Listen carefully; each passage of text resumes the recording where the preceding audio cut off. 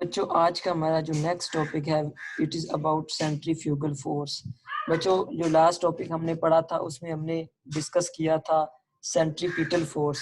तो बच्चे centripetal force ऐसी फोर्स थी जो कि ऑब्जेक्ट्स को सर्कुलर पाथ में मूव करवाती थी। ठीक है, तो जैसे हमने थर्ड लॉ ऑफ मोशन पढ़ा था कि हर एक्शन का कोई ना कोई रिएक्शन होता है। तो सेंट्रीपिटल फोर्स जो कि ऑब्जेक्ट्स को सर्कुलर पाथ में मूव करवाती है, तो उसके रिएक्शन के तौर पे जो फोर्स होती है जो कि ऑब्जेक्ट्स को सर्कुलर पाथ में मूव करवाने से रोकती है, उस फोर्स को कहते हैं सेंट्रीफ्यूगल फोर्स। ठीक है बच्चे, इसको मैं रीड कर रहा हूँ। Consider a stone as shown in the figure 3.28 जो कि हमने लास्ट टाइम डिस्कस की थी, tied to a string moving in a circle. एक सर्कल के अराउंड जो एक स्टोन को बांध के रस्सी से घुमाया जाता है। The necessary centripetal force acts on the stone through the string. वो कह रहा है कि स्ट्रिंग जो है वो सेंट्रीपिटल फोर्स उसको नेसेसरी दे रही होती है, that keeps it to move in circle, जिसकी वजह से जो वो सर्कल में मूव कर रहा होता है। According to Newton third law of motion, Newton के थर्ड लॉ के मुताबिक there exist a reaction to this centripetal force. तो उसके जो रिएक्शन के तौर पे जो सेंट्रीपिटल फोर्स एक्ट कर रही होती है, the centripetal reaction that pulls the string outward. तो देखें is sometimes called centrifugal force. देखें जो सेंट्रीपिटल फोर्स होती है बच्चों उसकी डायरेक्शन इनवर्ड होती है। ये मैंने बताया था ना लास्ट लेक्चर में भी कि टुवर्ड्स द सेंटर होती है, इनवर्ड होती है, लेकिन इसकी जो डायरेक्शन होती है सेंट्रीफ्यूगल फोर्स की वो आउटवर्ड होती है। ठीक है बच्चों, तो इसकी डायरेक्शन क्योंकि opposite to the direction of centripetal force होगी। क्लियर है बच्चों सेंट्रीफ्यूगल फोर्स? जी सर। नेक्स्ट मूव करते हैं। नेक्स्ट हमारे पास है कुछ इसके यूजेस हैं। हमारे पास बैंकिंग ऑफ रोड्स है जिसमें सबसे आपकी पहले आवाज कट रही है। आवाज कट रही है। अच्छा बच्चे अब सही आ रही है? जी सर। देखिए बच्चे बैंकिंग ऑफ रोड्स, ये हमारे पास आपने कभी नोट किया होगा कि जैसे ही कोई टर्न आता है जब आप रोड पे चल रहे होते हो तो टर्न एक बना होता है, मोड़ सा बना होता है, जैसे लाइक दैट इस फिगर में दिखाया गया है। जैसे ये गाड़ी जब हम, जिसे आप पंजाबी में कहते हो कि जब आप मोड़ काटते हो, जब आप टर्न लेते हो, तो उस वक्त क्या होता है कि बच्चों वो गाड़ी जो है टर्न लेती है और गिरती नहीं है, लड़खड़ाती नहीं है। तो बेसिकली वो जो हमने कर्ड पाथ बनाया होता है, जो कि आउटर एज जो कि कर्ड होते हैं वो के जो कि बड़े हुए होते हैं यहाँ से, तो जो कि कर्ड पाथ में होते हैं हमारे पास, जिसकी वजह से हम क्या करते हैं, हम स्किडिंग से बच जाते हैं। स्किडिंग मतलब लड़खड़ाने से बच जाते हैं, हम इजीली सर्कुलर पाथ में रोटेट कर जाते हैं। उसको बेसिकली कहते हैं बैंकिंग ऑफ रोड्स, यानी कि जिसमें आउटर एज जो हमारे पास वो कर्ड पाथ में होते हैं in order to prevent from the skidding.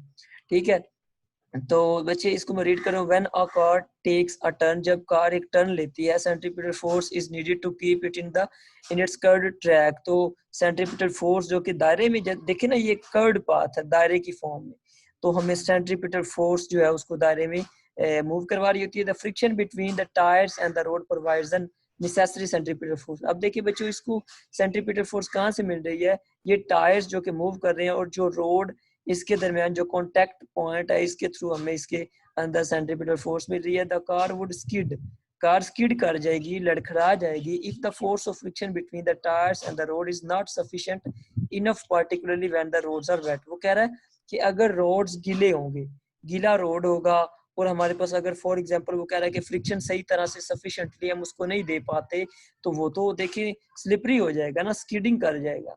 तो इस प्रॉब्लम से बचने के लिए हम उसको उसका पाथ कर्ड कर देते हैं। This problem is solved by the banking of curved roads. Banking of a road means that outer edge of a road is raised. इसमें हम क्या करते हैं कि जो आउटर एज होता है उसको हम रेज्ड कर देते हैं। लेट्स सपोज इमेजिन करें कि एक व्हीकल है हमारे पास, गाड़ी है, वो रोटेट कर रही है एक सर्कुलर, जैसे एक रोड पे मूव कर रही है और कर्ड पाथ आ जाता है, तो वहां पे फिर व्हीकल जो है वो कर्ड पाथ को अडॉप्ट कर लेती है। Banking causes a component of vehicle's weight to provide the necessary centripetal force while taking a turn। तो क्या होता है कि जो हमारे पास गाड़ी का वेट है वो उसको प्रोवाइड कर रहा होता है नेसेसरी सेंट्रीपिटल फोर्स। ठीक है, दस banking of road prevents skidding of vehicle, दस मेक्स द ड्राइविंग सेफ। तो बैंकिंग ऑफ रोड के थ्रू हम क्या करते हैं, प्रिवेंट फ्रॉम स्किडिंग, यानी स्किडिंग का मतलब लड़खड़ाना, लड़खड़ाने से हम बच जाते हैं और गाड़ी सेव हो जाती है फ्रॉम एनी एक्सीडेंट। इसी तरह नेक्स्ट एप्लीकेशन बच्चों इसकी है वॉशिंग मशीन ड्रायर। जैसा कि इसके नाम से जाहिर है, वॉशिंग मतलब जो हम वॉश करते हैं, उन चीज़ों को साफ करते धोते हैं। मशीन का मतलब मशीन, ड्रायर मतलब जो उनको हम खुश्क करते हैं।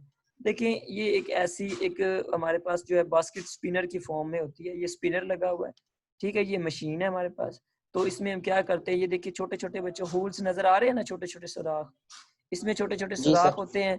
तो ये स्पिनर होता है, स्पिनर मतलब ये स्पिन करता है, घूमता है। इसके अंदर हम कपड़े जो है उनको इसके अंदर प्लेस इन कर देते हैं और इसको हम स्टार्ट कर देते हैं, और क्या होता है कि ये स्पिनर जो है वो रोटेट करता है, जिसकी वजह से हमारे पास स्पिनर रोटेट करता है, और जो हमारे पास होल्स से क्या होता है कि पानी निकल जाता है, और जो है वो हमारे पास वो ड्रायर की वजह से वो खुश्क हो जाता है। ठीक है, इस तरह ये अपना प्रिंसिपल परफॉर्म कर रहा होता है। देखें, dryer of a washing machine is basket spinner, ये एक बास्केट की फॉर्म में स्पिनर होता है।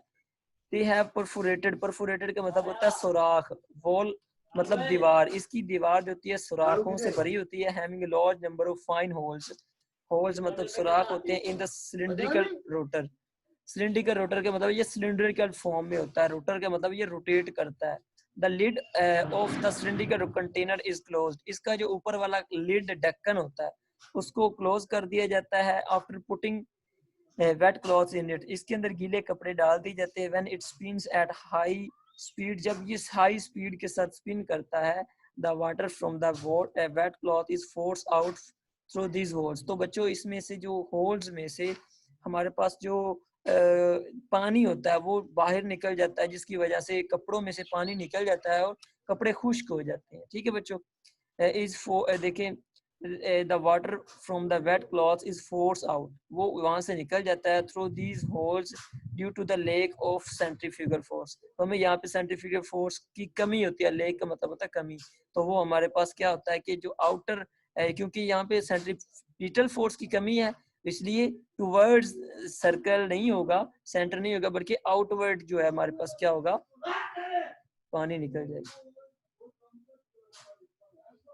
ठीक है बच्चों, इसके बाद नेक्स्ट है क्रीम सेपरेटर। क्रीम सेपरेटर का मतलब जैसा कि इसके नाम से जाहिर है, क्रीम को सेपरेट करना। बच्चों कोई भी दो चीजें जिनको हम सेपरेट करते हैं सेपरेटर के थ्रू, बिल्कुल इसी का भी प्रिंसिपल जो है वो भी सेम लाइक दैट जो है हमारे पास ड्रायर ऑफ वॉशिंग मशीन जैसा है, कि इसमें बच्चों क्या होता है कि सेम जो है फिनोमिना प्रिंसिपल के तहत ये काम कर रहा होता है। इसमें क्या होता है बच्चों, दो चीजों को हमने सेपरेट करना होता है। ये एक बाउल की फॉर्म में होता है, मैं इसकी आपको फिगर दिखाता हूँ लाइक दैट, ये बाउल की फॉर्म में है, ये देखिए। तो इसमें हम मिल्क को डाल देते हैं, जो स्किम्ड मिल्क होता है, जो कि डेंसर होता है एज कम्पेयर टू क्रीम। जो मिल्क में दो चीजें होती है, तो बच्चों क्या होता है कि जो डेंसर पार्ट होता है वो आउटवर्ड, यानी इन ये आउटवर्ड डायरेक्शन में जो की आवाज नहीं आ रही।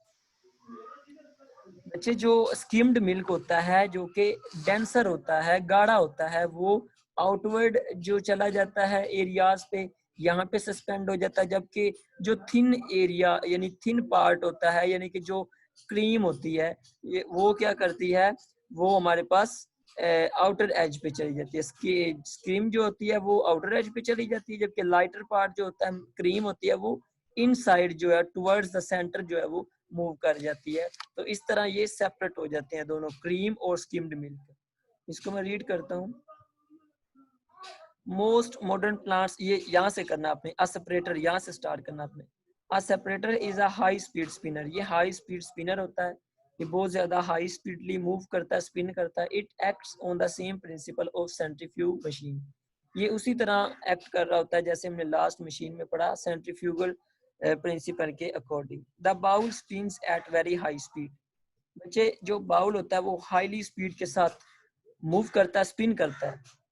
causing the heavier contents of milk, जो कि दूध का जो heavier contents होते हैं उनको कर देता है to move outward, तो वो बाउल के outward move कर जाते हैं। in the bowl pushing the lighter contents inward towards the spinning axis, जबकि जो इसका lighter part होता है वो उसको towards center जो है वो भेज देता है। इस तरह वो separate out हो जाते हैं। जैसे वो कहता है क्रीम और butter fat is lighter than other components in milk, वो कह रहा है जैसे क्रीम हमारे पास है या बटर फैट है, हमारे पास मक्खन वगैरह है, वो is lighter than other components in milk, therefore skimmed milk which is denser. हमारे पास मिल्क के जो कंपोनेंट्स होते हैं उनमें एक स्किम्ड मिल्क होता है जो कि गाढ़ा होता है, गाढ़ापन होता है। देन क्रीम, क्रीम से वो गाढ़ा होता है, is collected at the outward wall of the bowl, यानी कि जो डेंसर पार्ट होगा वो आउटवर्ड यहाँ पे सस्पेंड हो जाएगा, जबकि जो लाइटर पार्ट होगा, the lighter part cream is pushed toward the centre from where it is collected through a pipe, तो वो सेंटर में चला जाएगा।